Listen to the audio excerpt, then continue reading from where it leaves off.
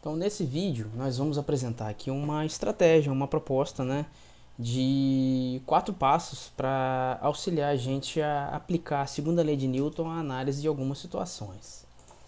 Então, o primeiro passo consiste basicamente, né, em associar o eixo cartesiano, né, o eixo XY, à situação trazida, né, o que a gente está ilustrando aqui com essa imagenzinha do eixo XY. Basicamente, a gente sempre vai associar a circunstância que estiver sendo analisada, esse eixo XY, tomando sempre o cuidado de associar um dos eixos, né, seja X, seja Y, à direção de movimento, conforme a gente vai ver já na situação a ser analisada.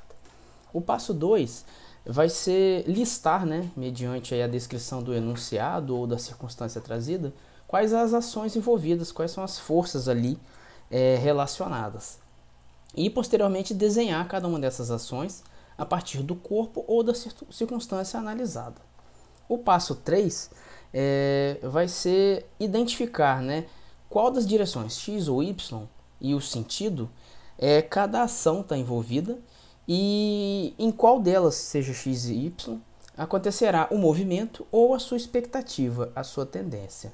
E por fim, o passo 4, nós vamos primeiro, né, identificar qual tipo de consequência esperada para aquele enunciado, ou seja, se a consequência for do tipo inercial, ou seja, a velocidade permanece como está, ou o movimento não acontece, está em repouso, a consequência é igual a zero, como está escrito aqui, ou a consequência é movimento acelerado ou desacelerado. Então, sendo aí a consequência produto de massa vezes aceleração. Tudo isso mediante a soma das forças envolvidas, seja na direção X, seja na direção Y, sendo essa condição aplicada a cada uma dessas direções, conforme a gente vai ver no exemplo a seguir. Então, na situação que nós separamos para citar como exemplo, nós temos essa pessoa empurrando um caixote bem grande, né? E aí ele descreve, né, que o peso do caixote, já vou anotando aqui do lado algumas informações, é 80 newtons. E inicialmente, né, o caixote está em repouso, está parado, sobre o solo horizontal, né, o que ele está descrevendo aqui no enunciado. Então, a pessoa está tentando empurrar essa caixa com uma força, está descrita aí na figura como F, esse é o módulo dessa força, de 24 newtons.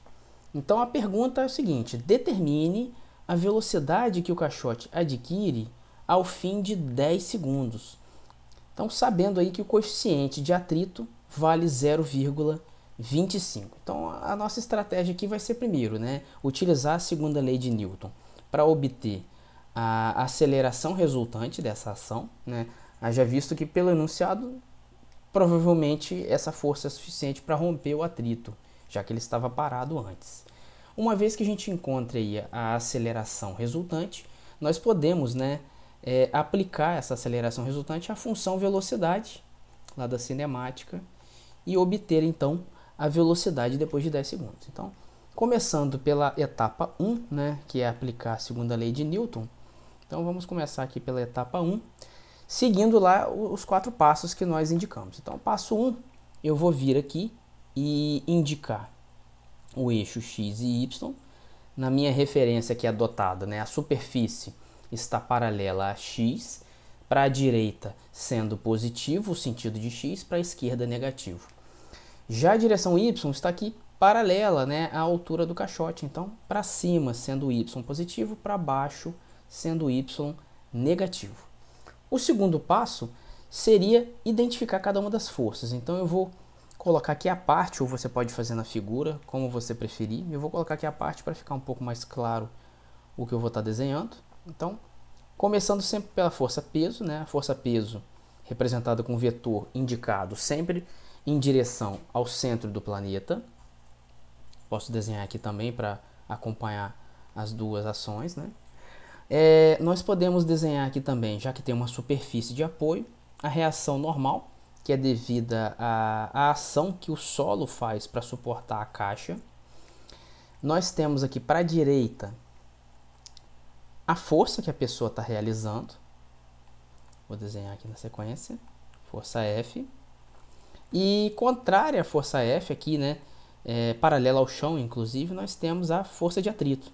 Sempre aqui em contato, né? A força de atrito é resultado da fricção do fundo da caixa com a superfície, então no sentido contrário a essa força. Feito isso, né? Etapa 1, indicando o eixo XY. Etapa 2, desenhar e listar as forças.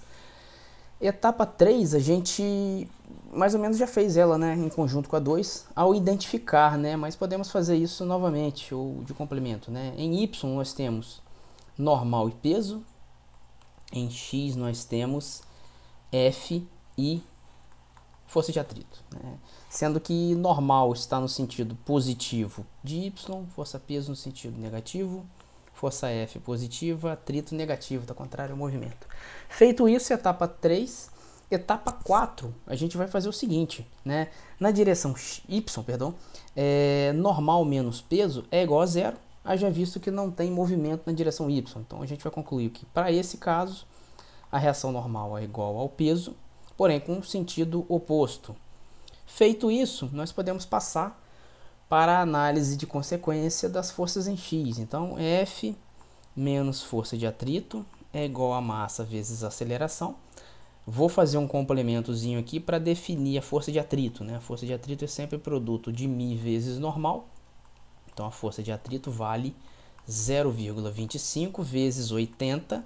Então, a força de atrito vale o seu módulo. 1/4 de 80, ela vale 20 newtons, né? Então, nós temos, substituindo aqui os valores, 24 newtons, que é F, menos 20 newtons, é igual a massa, né? Se o peso vale 80, então tem 8 kg vezes A. Então, a aceleração fica sendo 4 dividido por 8. Então, etapa 1, aceleração resultante positiva, né? No sentido da ação F, 0,5 ou meio, né? Metros por segundo ao quadrado. Feito isso, podemos finalizar o exercício então com a etapa 2, que é basicamente aplicar aí a função velocidade. Então, qual será a velocidade desse movimento após 10 segundos? Então, sendo aí a velocidade inicial igual a zero, está saindo do repouso, então a velocidade no instante 10 segundos fica sendo 0,5 vezes 10. Então, a velocidade no instante 10 segundos será de 5 metros por segundo. E aí a gente conclui o exercício.